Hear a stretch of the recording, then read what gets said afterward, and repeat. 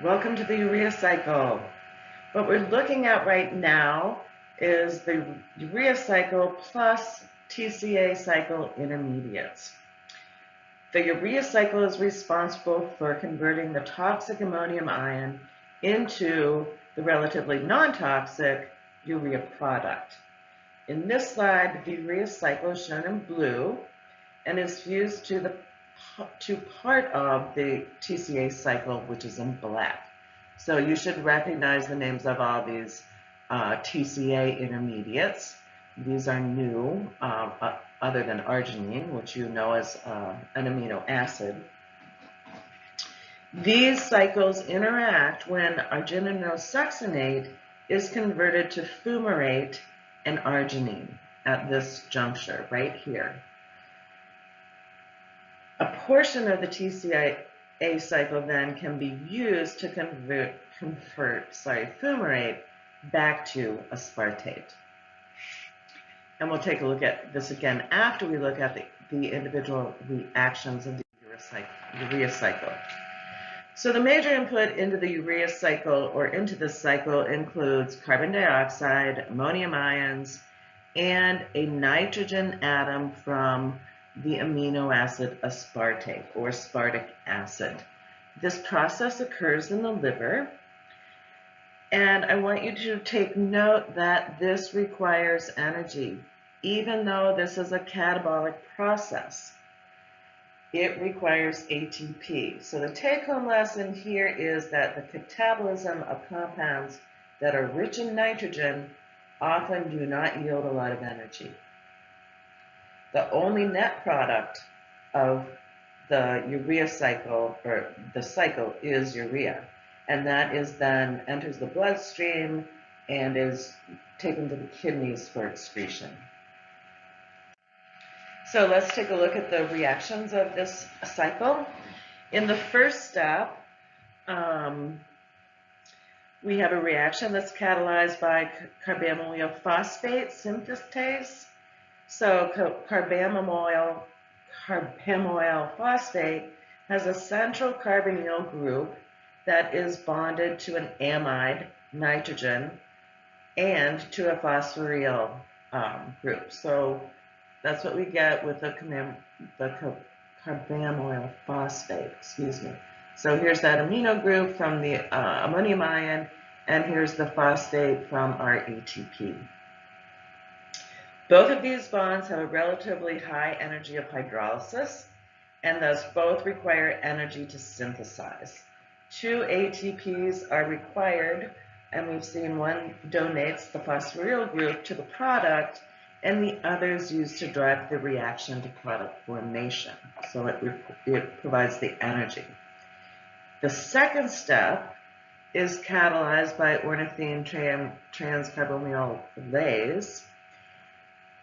One of the substrates is the amino acid ornithine. So ornithine is an amino acid, but it is not one of the standard amino acids. So it is not incorporated or found in proteins. It is a derivative of glutamate, however. It's similar to lysine, but with one less carbon atom. Ornithine is also the sparking compound, which is regenerated with each round of the cycle, just like oxaloacetate in the citric acid cycle. So this reaction, again, ornithine is the substrate for this enzyme. And during the course of this reaction, we're going to release an inorganic phosphate, and we are going to produce citrulline, which is yet another amino acid not found in proteins.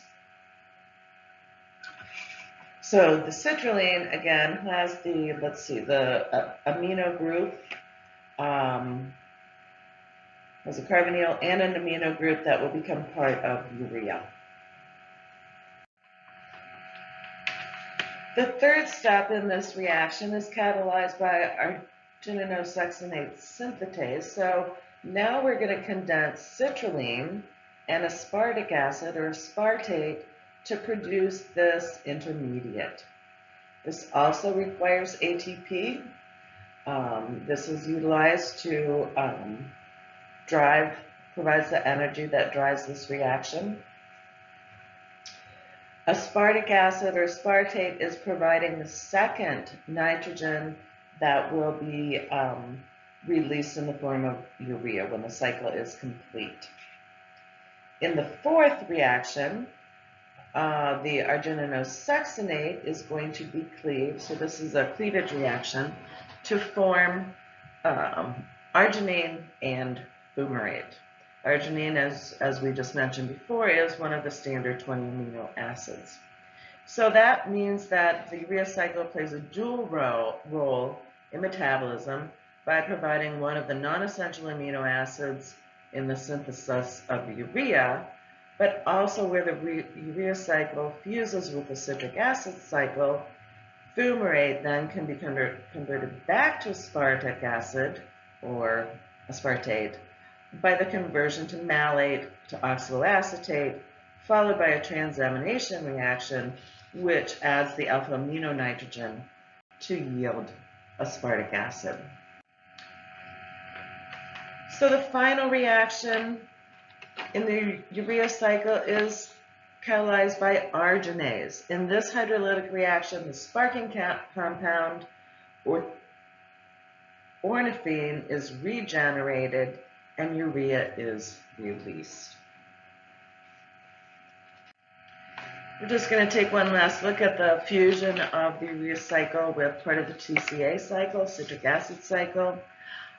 You already know that Sir Hans Krebs devoted a large portion of his life's work to the citric acid cycle, but also to the urea cycle. So he can be credited with identifying and researching the fusion of these two metabolic pathways. And that ends our discussion of the urea cycle. We are going to next discuss the bridge between anabolic and catabolic pathways.